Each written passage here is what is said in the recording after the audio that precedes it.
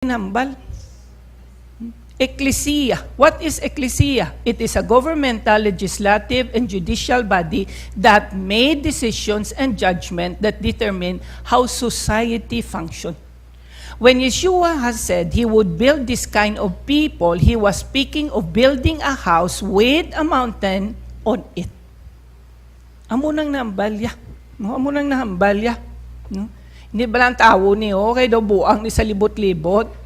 Amo ni karon ang sabat gali sang Ginoo sa aton. We are an ecclesia. No, we are an ecclesia.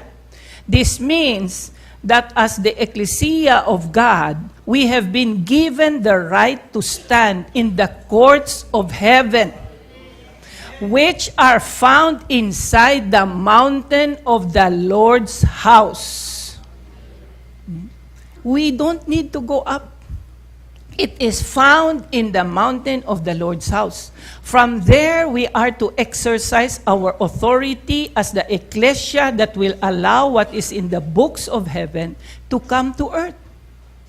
As we take up our place in the courts of heaven inside the mountain, we become a part of the government of God in the earth. This is the place we have been given as those who have come to Mount Zion. No? My question is, have we come to Mount Zion? Yes. Is this Mount Zion? Yes. Amuna, if we say that we have come to Mount Zion, then we already have the right to go up to the courts of heaven.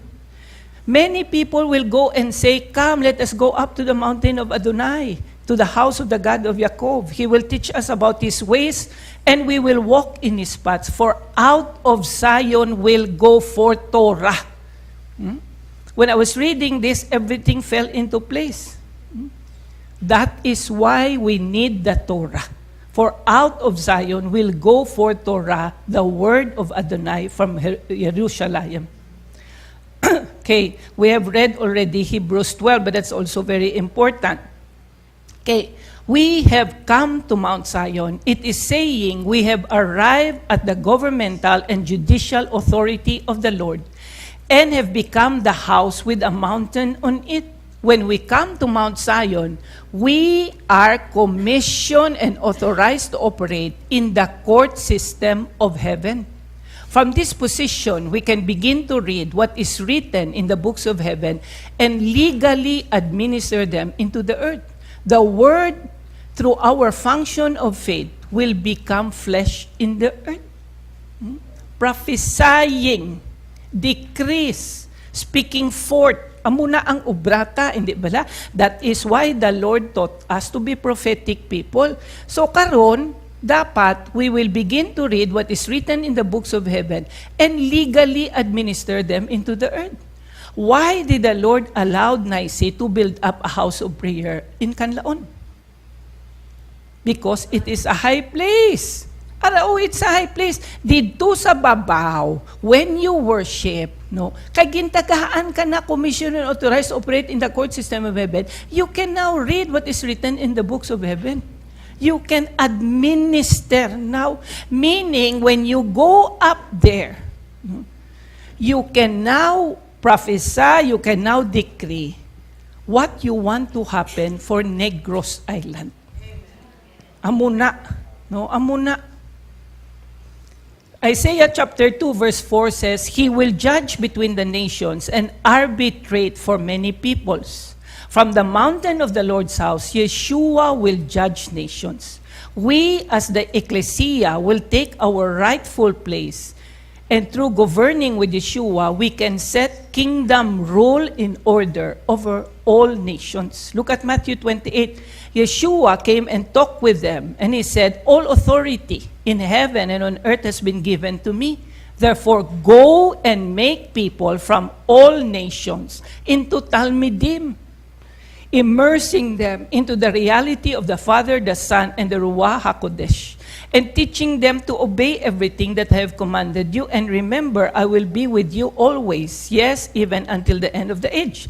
We are commissioned to disciple nations, not just make disciples in nations.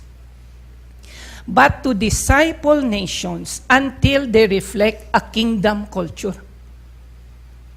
Magsiling ka disciple nations, hindi na discipleship, nations na ginatawag sa aton. We are here to make nations look more like heaven than like hell. We are here to turn nations from goat nations to sheep nations. This is done to the church or house with a mountain in it, operating with Yeshua to judge nations.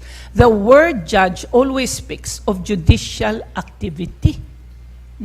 Amuna, this is the calling of Nehab to disciple nations. Through judicial activity in the court of heaven, we place legal precedents that take away every right of demonic principalities to rule and influence nations. Once this is done, we are then able to remove these powers and their influence over nations. This is what we need to do for Negros. We start with Negros. Remove the power and the influence of demonic principalities. These nations are freed to respond to the gospel of the kingdom, and they become expression of God's love, kindness, and mercy. Justice will prevail, and the people will be blessed because the cruelty of the devil and his forces is legally and functionally removed. Why is it that for these past 3 years, no typhoon has penetrated in Negros? Because of the house with a mountain on it. Amulang gid balan na. No, amulang gid na. This all happens from Mount Zion because in Mount Zion is the court system of heaven. No? Amo man na sa Japan, Hebrews 12, you have come to Mount Zion. Okay. Now, there are 9 voices we are learn to function within the court system. These are 9 important voices. When we come to agreement with these 9 voices, we become a part of granting God the legal right to fulfill His passion. These voices represent the intercession of heaven. And it is with these 9 that we need to come into agreement. When we agree with them, we grant God the evidence to render verdicts and judgment in agreement with His kingdom will. We have been given great privilege as His ecclesia to function in the courts and win verdicts from heaven that free nations to come under kingdom domain. Ari these are the 9 voices. The voice of the blood of Yeshua, the mediator of the new covenant, the spirit of just men made perfect, God, the judge of all, the church of the firstborn registered in heaven, the general assembly, an innumerable company of angels, the city of the living God, heavenly Jerusalem, and the voice of finance. These are the 9 voices in the courts. Next week, we're going to go over one. Kada isa, I won't have time to dwell on that tonight. No? But look at this. I was researching on this. Inibala, it's very important. What you give as tithes and offerings to the Lord are recorded in heaven. And they are a testimony in the courts of heaven. How you manage your money is being recorded in heaven as a testimony to you. Okay, when we learn, we're almost closing, when we learn how to come into agreement with these voices, verdicts are rendered from the court so God's will is done in the earth. There is nothing that cannot be accomplished when we get legal things in place. Once the legal issues are resolved and the devil's right revoked, God is free to functionally take back the planet through His ecclesia. Grabe niyo. Tama. God is free to functionally take back the planet through His ecclesia. Ano ka-important ni Mount Zion? The house with the mountain on it. Amuna. Okay, last one.